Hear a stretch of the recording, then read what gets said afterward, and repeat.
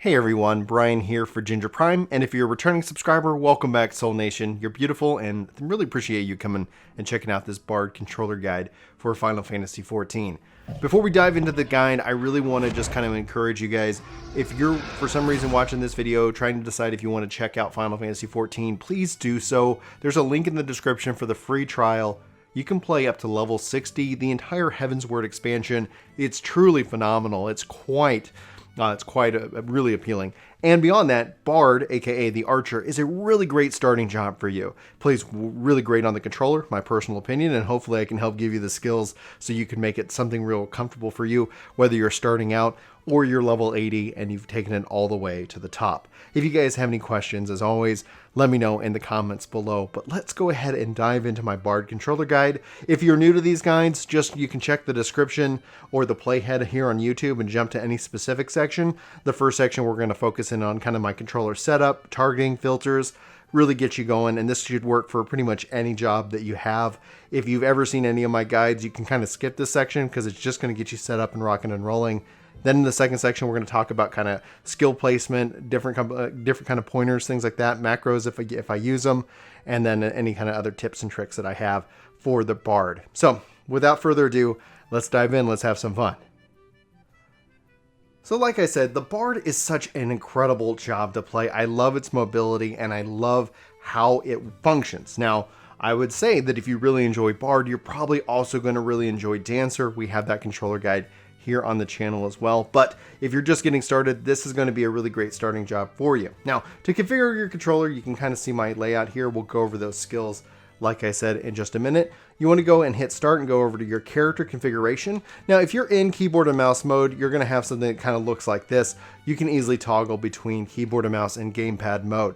Even in keyboard and mouse mode, note that you can actually use your controller just as well. It just functions a little bit differently. Now, my preference is legacy type. That's how I have my movement and I can move around, but you can easily switch it to a standard type, which is going to have, when you back up, your character move forward and back. But we'll cover a couple more tips and tricks here in a little bit. Now, under your hotbar settings, you can see here are my display hotbar options.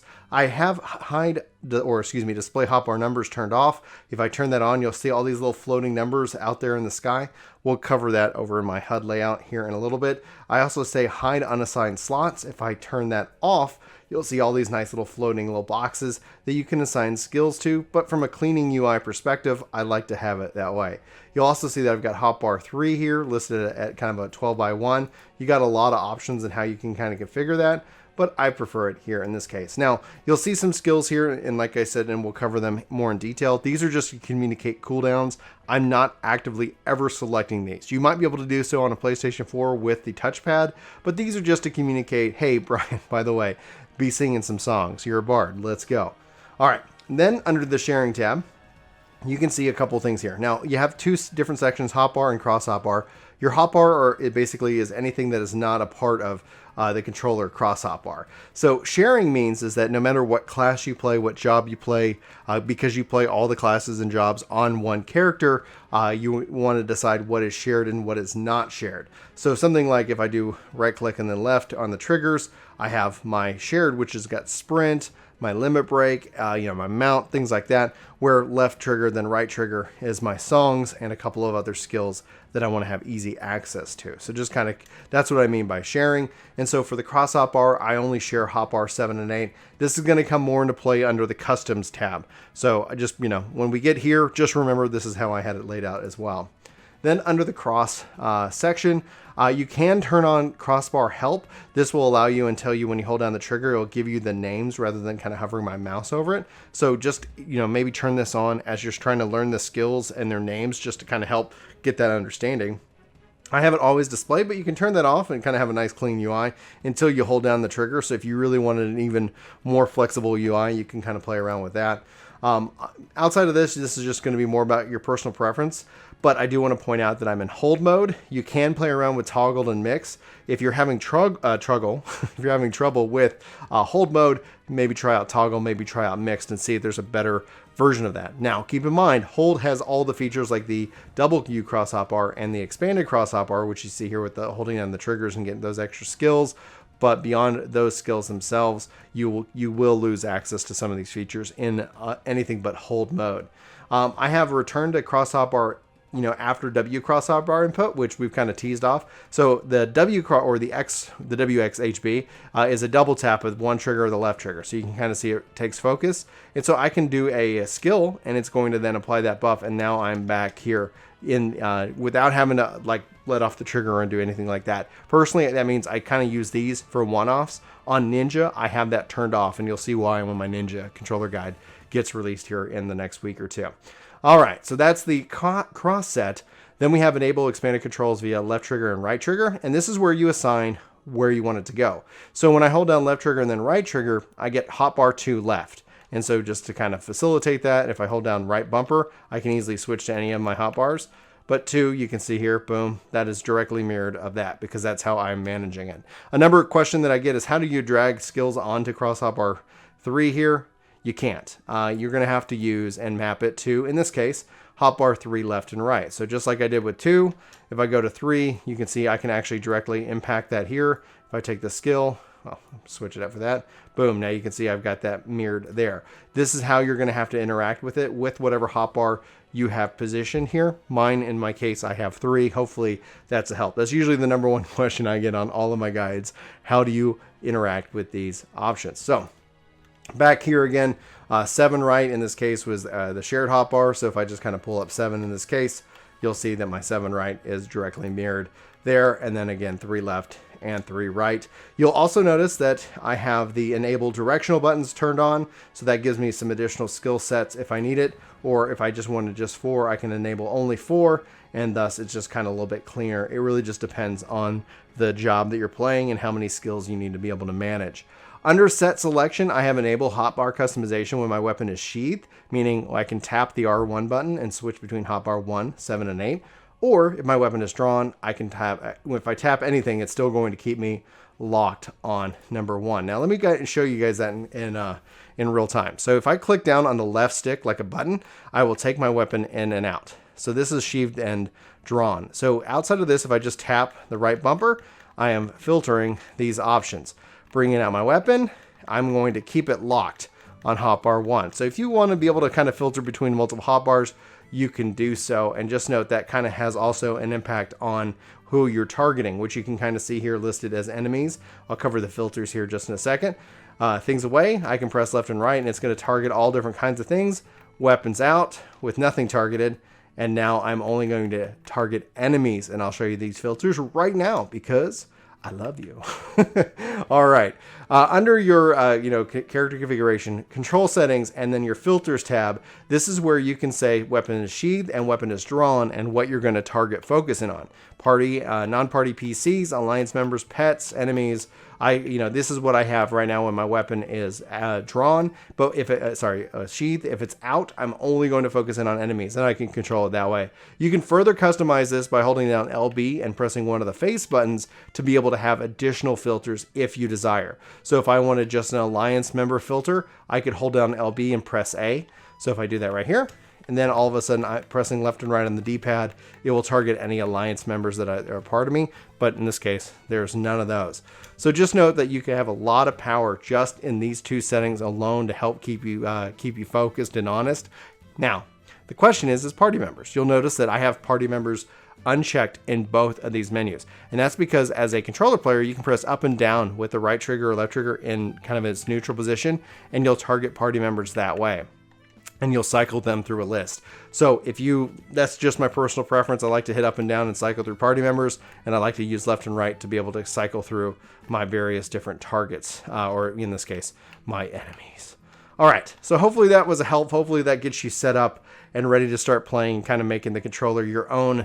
Let's talk about my skills and how I've got them laid out. Now you'll notice again, hotbar 3 here, these are just to communicate cooldowns. If you don't have a mouse and keyboard, you can press like L bumper or L1 and down on the right stick, and all of a sudden you're gonna have a virtual mouse, making the left and the right click act as a mouse. So you can use your controller to drag and drop skills as you need. Pressing down L1 and the right click on the stick, I confuse myself sometimes, I apologize, will take you out of that virtual mouse mode function. Now, that's how you can drag and drop, but if you're like on PC and you like prefer a controller like myself, you can do this and through this way. Okay, so on this, I have very few cooldowns I want to communicate. Battle Voice, Mage's Ballad, Army's Paean, The Wanderer's Minuet. These are your songs. Always be singing is a concept, and you can see here that as a part of my expanded hotbar, I am always singing. So if I target an enemy here, I can go ahead and do a song, and now I'm going to be singing, and I can start attacking.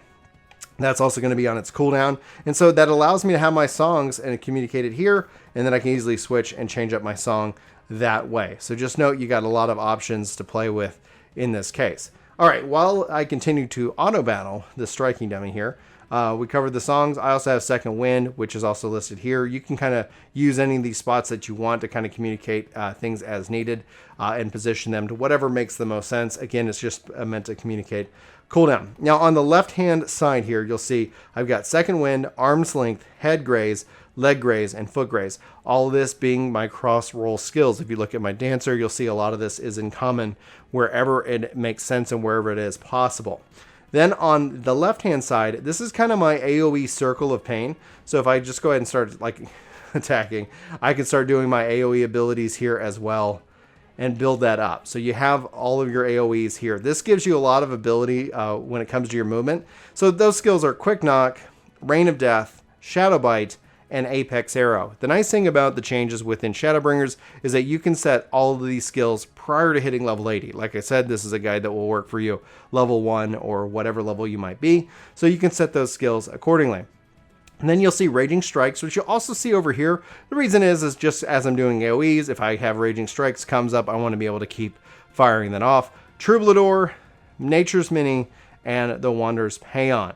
So this is kind of also party heals, buffs, a couple different things that I can kind of use to kind of play out and do different things in this regard. So you have that as a part of this whole kind of mindset, different kind of party buffs. Chances are, because I'm in a party, I'm going to be doing AoE anyway. That's kind of my logic behind it all. Now on the right hand side, this is where we've got kind of our single target, your primary boss kind of mindset here. Now I've got Burst Shot, then I've got Refulgent Arrow, Sidewinder, and Bloodletter, then Inferian Arrow, Caustic Bite, Storm Bite, and Iron Jaws. So what you'll find here is that these are obviously upgraded skills from, like, let's see here, actions and traits. It's been so long since I've actually seen them in their normal phase. Venomous Bite. There we go. That's how we learn. And then Wind Bite. So you have those, you can set those, and as you level up, they're automatically going to level up into these new skills. These are 2 dots. Iron Jaws refreshes said dot, thus making it even more effective. Again, on the doubled right trigger here, we got Raging Strikes for my damage increase buff. Then I've got Pitch Perfect, Barrage, and then Battle Voice in this regard. So those are some great buffs that I can apply. Again, like if I got my song up, I could drop my Battle Voice, do a couple different things here, and help benefit the party and overall increase our damage dealt. Shifting over into 2, like again, we kind of covered, here's actually where I fire off the songs by holding down the left trigger and the right trigger. I also from here have kind of my jump back. Let's actually just switch to 2, perfect. My Repelling Shot, Foot Graze, and Peloton here for increasing movement speed. I don't need these all the time, and so that way I have them accessible, but I essentially don't necessarily need or worry about them all that much. Those are the skills. You can see I don't have any macros outside of my targeting macros. So before we kind of go into more general tips and tricks here, let me go and show you those macros themselves. You can see them listed here, target 1 and target 2. I feel free to pause the video and kind of copy this text. Unfortunately, if you're on a PlayStation, I wish there was a way I could just share it to you. I wish there was a way we could share these macros like on a market board and people could just kind of like copy and paste, like just download them to their macro palette. But you'll see here, this kind of focuses on one target. If I've got like 2 for here example, it's going to return my focus back to my main target. And to show you that like in action, if you really kind of want to help call out target orders, you can see here I'm still targeting 1, but now I've actually marked this other target as my second one, the one that I'm going to go to right after that. So just kind of have some fun with this, go nuts, and dominate. Now, as you're playing as a bard, one of the things that, and this is kind of true for any player out there, let me actually switch my Pro controller to actually use the thumbstick. So you can't see it in my hand, but I play with an Elite Series 2, and I have the little back pedals to act as my R and L bumper. So while I'm playing and fighting, I could keep my right trigger held down, and you can easily use the L1 or L2, L bumper or left bumper to easily change your targets within a list. But in my case, I can use the back paddles. It's a little bit more comfortable. I prefer it greatly. If you have the opportunity to play with it, kind of one of these custom controllers, I highly recommend it. Very, very nice. Not sponsored at all. So with that, and targeting, the other thing you can do is hold down L1 and actually target through your enemy list. So if you need to switch to a different call out target, you can even see the markings that are on the targets themselves to help communicate that a little bit more effectively while playing. Guys, if you have any questions or comments, sound off below. Let me know if there's any way I can help ease you into the Bard, ease you into the controller. And that's kind of what I'm here for. I really enjoy that Final Fantasy for it, and I've actually recently been playing World of Warcraft on controller, trying to make it mirror this. But Final Fantasy, I think by far, is the premier version of how the controller works in an MMORPG. But I'm going to sign off for here. Hopefully I covered everything. If I didn't, please let me know, and I can kind of follow it up in another video, or you can check out the playlist in the description of this video for even more Ultimate Controller guides, more details on the guides themselves. But thank you again. I love you. Hopefully you're having a fantastic day, and I hope to see you in my next video. But for Ginger Prime, my name is Brian, and I'll see you soon. Take care.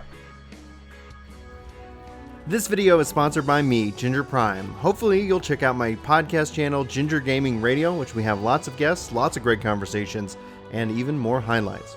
Links are in the description below. Let me know what you think. Thanks.